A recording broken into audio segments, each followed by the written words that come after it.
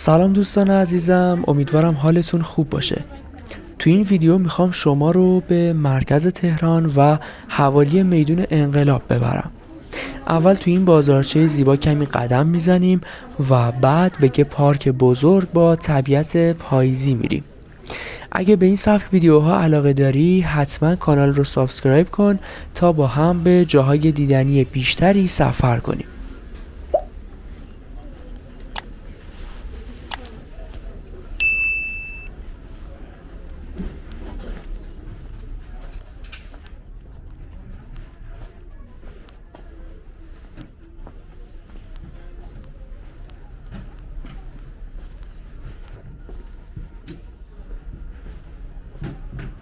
اینجا بازارچه پارک لاله است. این بازارچه در ضلع غربی پارک و کنار موزه هنرهای معاصر قرار داره. تو این بازارچه خبری از فروشگاه‌های لوکس و بزرگ نیست. همه چیز خیلی ساده و خودمونی در کنار هم قرار گرفته.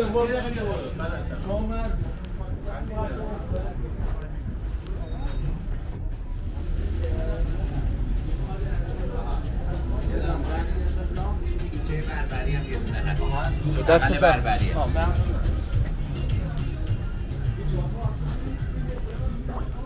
بازارچه پارک لاله به بازارچه خوداشتغالی هم معروفه. توی این بازار اکثر مغازه‌ها صنایع دستی خودشون رو عرضه میکنن. فضای مغازه‌ها هم کوچیکه و همین موضوع حس صمیمیت و آرامش زیادی رو منتقل میکنه.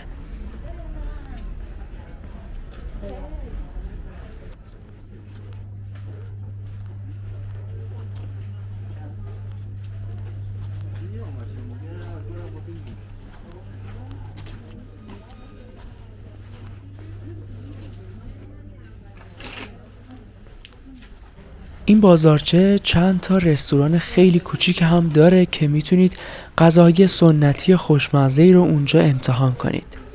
تو این بازارچه انواع صنایع دستی مثل سنگ‌های تزیینی، گلفروشی، حصیر و صنایع چوبی، سفال فروشی و انواع تابلو نقاشی رو میتونید خریداری کنید.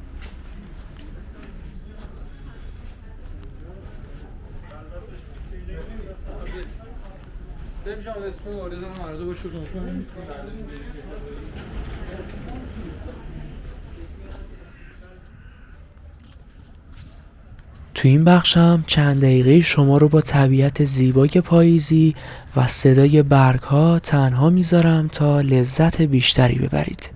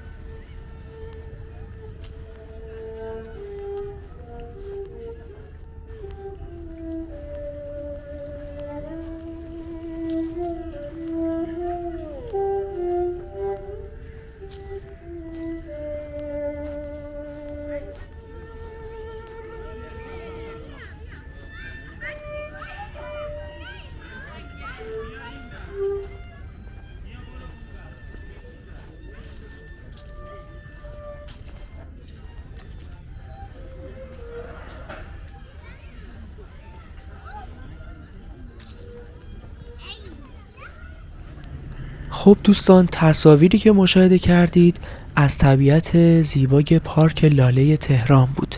اگه یادتون باشه تو فصل بهار هم به این پارک زیبا اومده بودیم.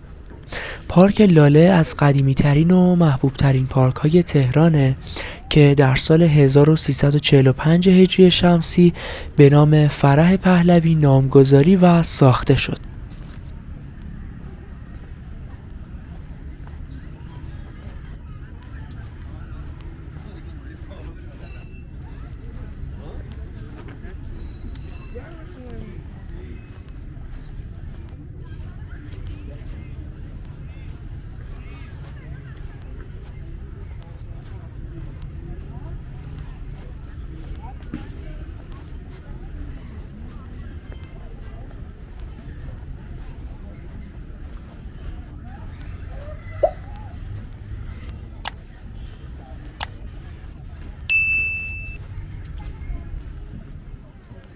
پارک لاله در کنار بولوار کشاورز قرار داره که یکی از بولوارهای زیبا و معروف شهر تهرانه. موقعیت مکانی خوبی هم داره و شما میتونید از میدون انقلاب و یا میدون ولیعصر به راحتی به پارک دسترسی داشته باشید. ایستگاه مترو میدون انقلاب که در خط 4 مترو تهران قرار داره نزدیکترین ایستگاه به این پارک زیباست.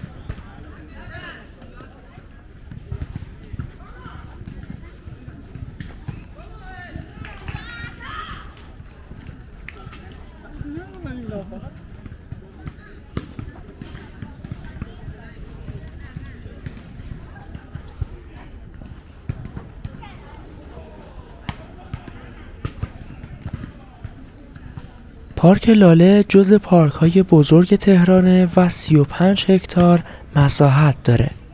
امکانات خوبی هم داره و شما میتونید انواع ورزش‌ها مثل دوچرخه سواری، والیبال، بسکتبال، فوتبال، شطرنج و پینگ پونگ رو در زمین‌های مخصوص انجام بدید و لذت ببرید.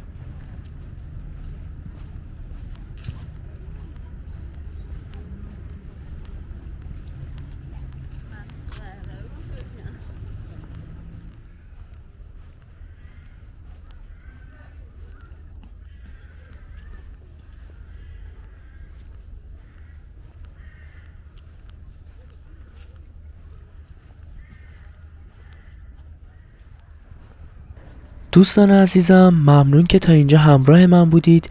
ویدیوهای زیادی توی پیج هست که میتونید از تماشای اونها هم لذت ببرید. لطفا نظرتون رو در مورد ویدیوها بنویسید و اگه محتوای پیج رو دوست داشتید چنل رو سابسکرایب کنید.